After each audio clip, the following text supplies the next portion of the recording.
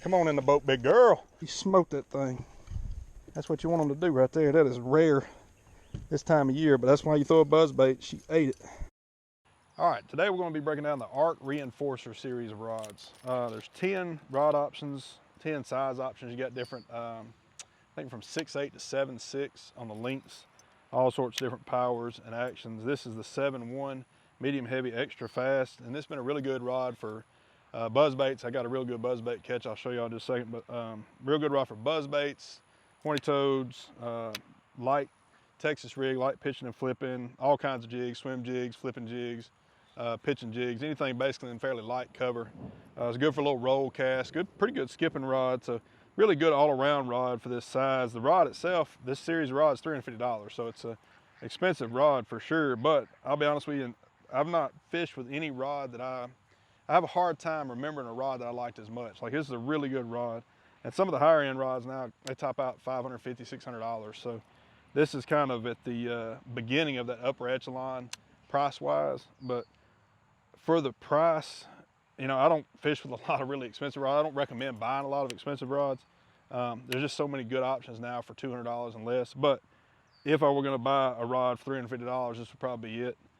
Again, I hadn't found one that I really like more. It's got titanium guides, it's got a good size guide, it's kind of in between a micro guide and a traditional guide.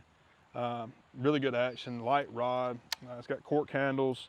It's got the cool little feature there with the Ark Rods logo in the cork. It's actually really neat. All up down this blank, they left it unsanded, and you can see the Ark logo all up and down it. So really neat feature there. And it's just kind of aesthetically, it's a really pretty rod.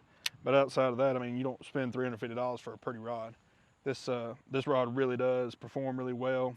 Again, I caught some big fish. The most memorable one recently was one about 4.5 on a buzzbait, and I've had this rod now for about 15 months, and so it's held up really good over time. Caught some big fish, and I really like it. Check it out. Got a big one on. I mean, a good one. Dang, that thing got smoked a buzzbait. Ooh. Come on in the boat, big girl. Yeah. All right, I got to talk a little bit. I'll be right back. She smoked that thing.